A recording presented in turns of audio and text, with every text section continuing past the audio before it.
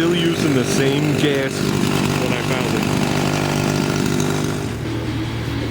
There you go, guys. There's the update on the lawn. Got its first mowing today. Just past the hose is the new grass. You can see by the tracks. It's still soft. It's I don't know, like 98% full. There were a couple of spots, but in those spots it seems like there's young grass coming up out.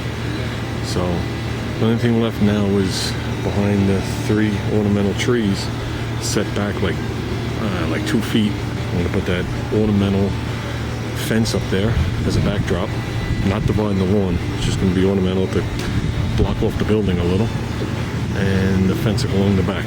Still haven't done that because I'm still waiting to see what my neighbor's doing. It's not my fence.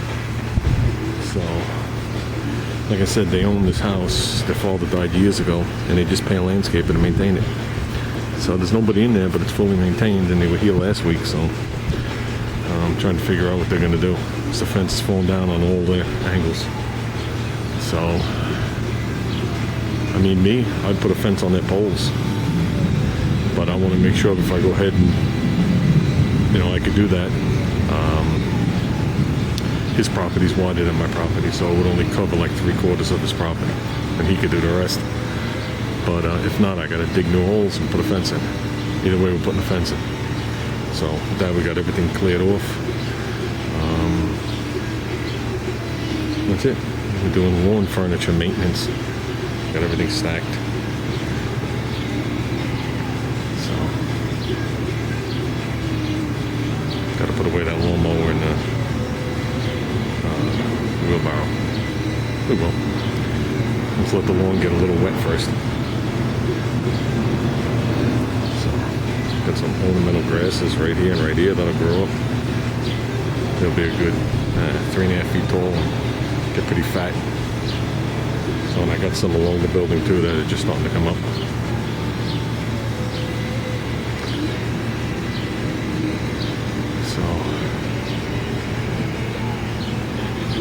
Well, that's it, guys. The air shows today. A couple of jets just flew over. I turned the camera on too late. We just missed it. If you remember last year, it's a year ago that helicopter came down the block sideways, which was cool. It freaked out my neighbors. That was cool, man, to see it come down the block like this. Oh, that was awesome. That was awesome. Loud, but awesome. Awesome. Stopped me in my tracks. I was backing in my driveway when it came down. So when it came down the second time, it was like super sick. So hopefully they do it again. Yeah, so a couple of good conversations at that cruise night the other night. One, I walked up on the car while there was a crowd in front of it, and some guy saw the 290 on the newspaper box, and he was the first person ever to comment on that's the engine size. People just think it's an address. That's why I did it that way. And 290 would be kind of correct for like the mid-60s, because that was the first engine they introduced. In 66 was the 290 and the 343. 390 didn't come on the scene till mid-68. So, what was I going to say? So, they're talking, and he's saying to his friend, he goes, and they don't even know I own the car, because I came from across the parking lot. And he's like, yeah, 290. He goes, I think that's the engine size. And he goes to his friend, what do you think? He goes, no, that's not a 290. That's a 304 in there. And he goes, and it's way over carbureted. So I lean over to the guy from behind, just so my head's next to his head, and I tell him the engine size. And he goes, really? How do you know that? I said, because it's my car. I said, if you have any questions, I'll gladly answer them. So, yeah. So we talked for a while. That's how you make new friends. And then it was me, Junior, and Steve at the time. And we had walked into Wendy's. We came back out of Wendy's. Another group in front of the car, and these people were admiring the paint. And I walked up to him, and I knew one of the people out of the whole group. So, he said hello, shook my hand, and then the paint conversation came up. And he wanted to know what shop I worked for, because he was interested in doing a satin black paint job, and he knows how tough it is, and he's seen how good it laid out. And I told him, I don't work for a shop. I said, I did this in my house. And that was it. It blew the guy away. Then we got into the bodywork aspect of it, with the the the 4-door to 2-door conversion, the lengthening of the fenders, and all the stuff. And like I said, that's how you make friends, just over general conversations. You talk at someone else's level, because I always think nobody's better than anybody else. And if they don't understand, you just keep toning it down until they do. And that's how you make friends. So it's amazing. I haven't been to that cruise night. I haven't been to that cruise night in years, because I got nowhere to park my car at work, and I'm a mile away from that cruise night.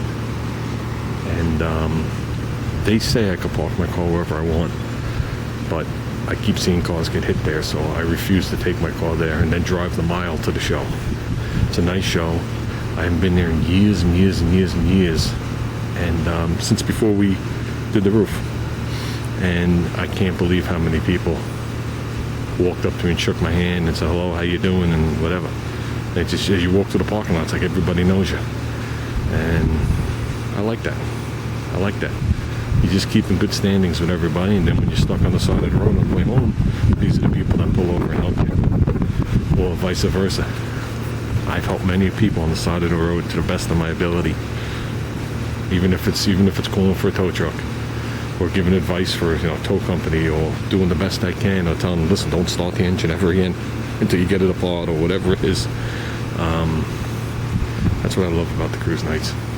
I've made more friends that way. Most of the friends I have now are from cruise nights that have just escalated. And that's how the Rusty Nuts Car Club formed. It was a group of us that were friends at car shows. And we became more than that, and we chose to use that name, Rusty Nuts Car Club. And that name is going now, I'm going to guesstimate 15, 16 years. So there is no leader, there is no boss, everybody's an equal. Yeah, we fight, we argue, we laugh, we have a good time. We don't talk for a little while, but it's all good in the end. So with that, guys, I'm going to watch the sprinkler spin round and round for a few minutes, and then get back to doing something. And happy Memorial Day, everybody. Remember why you're celebrating it. Okay, like someone posted on my thing, it's not a 3-day weekend. Remember why we have Memorial Day off.